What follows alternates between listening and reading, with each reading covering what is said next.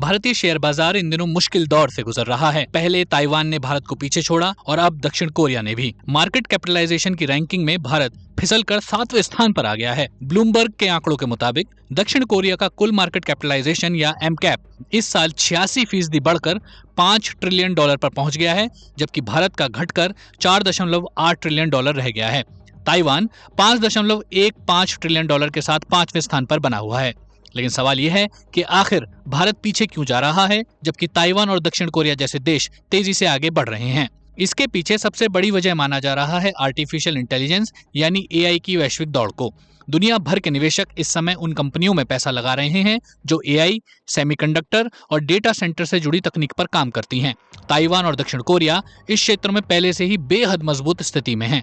Taiwan की company TSMC और दक्षिण कोरिया की सैमसंग इलेक्ट्रॉनिक्स और SK हिंक्स जैसी कंपनियों को एआई बूम का बड़ा फायदा मिला है। इन कंपनियों के मुनाफे में तेज बढ़ोतरी हुई है और इनके शेयरों में भी जबरदस्त उछाल देखने को मिला। दक्षिण कोरिया और ताइवान के कुल शेयर बाजार मूल्य का लगभग 60% हिस्सा सेमीकंडक्टर और हाई बैंडविड्थ मेमोरी जैसे क्षेत्रों से जुड़ा हुआ है। यही तकनीक आज एआई डेटा सेंटरों की रीढ़ मानी जाती है और इसी वजह से ये दोनों देश एआई सप्लाई चेन के केंद्र बन गए हैं। नतीजा ये हुआ कि दक्षिण कोरिया का प्रमुख शेयर सूचकांक कॉस्पी इस साल 100% से ज्यादा उछल गया। वहीं ताइवान का बाजार भी 65% से ज्यादा बढ़ा है। दोनों दुनिया के सबसे बेहतरीन प्रदर्शन करने वाले प्रमुख शेयर बाजारों में शामिल हो गए हैं। इसके उलट भारत के लिए ये साल काफी चुनौतीपूर्ण रहा। सेंसेक्स इस साल अब तक करीब 12% और निफ्टी लगभग 15% गिर चुका है। पिछले कई महीनों से भारतीय बाजार प्रेशर में है। इसकी कई वजह हैं। पहली वजह है विदेशी निवेशकों की लगातार बिकवाली।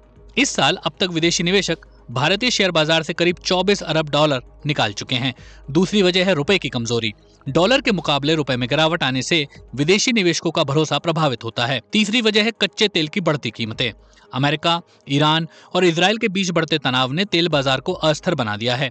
तेल महंगा होने से भारत जैसे आयात पर निर्भर देश पर अतिरिक्त दबाव पड़ता है। महंगा तेल सिर्फ पेट्रोल और डीजल की कीमतों को प्रभावित नहीं करता, बल्कि इससे महंगाई बढ़ने का खतरा भी पैदा होता है और कंपनियों की लागत बढ़ जाती है। इसका असर उनके मुनाफे पर दिखता है। विश्लेषकों का कहना है कि कच्चे माल की बढ़ती लागत, सप्लाई चेन की चुनौतियां और महंगाई का दबाव आने वाले महीनों में भी भारतीय कंपनियों के लिए मुश्किलें पैदा कर सकता है। ग्लोबल निवेशक और आर्थिक मामलों के जानकार रुचिर शर्मा ने हाल ही में कहा था, अब भारत से पूंजी इसलिए निकल रही है क्योंकि आज दुनिया का लगभग पूरा ध्यान एआई पर है। उन्होंने आगे कहा, निवेशक एआई की वैश्विक दौड़ को लेकर दीवाने हो चुके हैं और इस दौड़ में भारत को एक कमजोर खिलाड़ी के रूप में देखा जा रहा है। अभी दुनिया एआई के पिक्स एंड शॉवल्स चरण में है, यानी सेमीकंडक्टर, मेमोरी और कंप्यूटिंग क्षमता पर फोकस है। इन क्षेत्रों में भारत कमजोर है। ब्लूमबर्ग ने भी अपनी रिपोर्ट में लिखा है कि एआई आधारित टेक शेयरों में भारत की गैर मौजूदगी उस पर भारी पड़ रही है। वहीं पश्चिम एशिया में जारी संघर्ष की वजह से स्थानीय कंपनियों के मुनाफे पर भी दबाव बढ़ सकता है। क्रिसिल रेटिंग्स का अनुमान है कि अगर ये संघर्ष लंबा खिंचता है तो कॉर्पोरेट मुनाफे में लगभग 200 बेसिस पॉइंट्स की गिरावट आ सकती है। Airlines, polyester textile, speciality chemicals, flexible packaging और ऑटोमोबाइल सेक्टर सबसे ज्यादा प्रभावित हो सकते हैं। तो कुल मिलाकर तस्वीर यह है कि भारत का शेयर बाजार सिर्फ घरेलू कारणों से नहीं, बल्कि एक बड़े वैश्विक बदलाव की वजह से प्रेशर में है। दुनिया का पैसा इस समय एआई और सेमीकंडक्टर उद्योग की ओर जा रहा है।